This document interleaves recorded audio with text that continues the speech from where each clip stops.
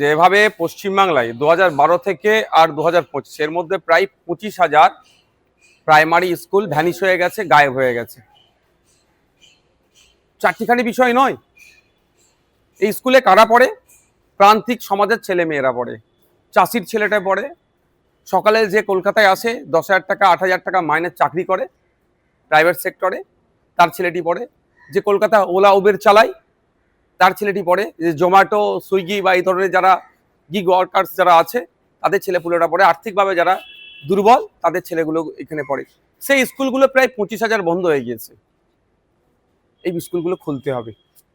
প্রাথমিক শিক্ষা বিষয়ে বিষয়ে জোর দিতে হবে এই বিষয় নিয়ে। আর এই বর্তমানে যে 49,000 স্কুল আছে প্রাথমিক স্কুল, প্রায় 1.5 লক্ষর কাছাকাছি শূন্য পদ আছে। আমরা সেটা চাইছি দ্রুততার সাথে সেটা পূরণ করা হোক।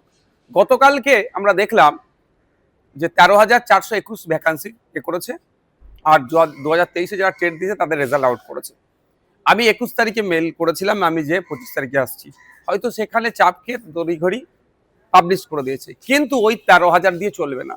শিক্ষা ব্যবস্থা যেভাবে ধ্বংস হতে চলেছে, প্রায় প্রাথমিক শিক্ষা ব্যবস্থা, বুনিয়াদী শিক্ষা যেখান থেকে পায়, সেটা তড়িঘড়ি সেটাকে রিকভারি করা দরকার।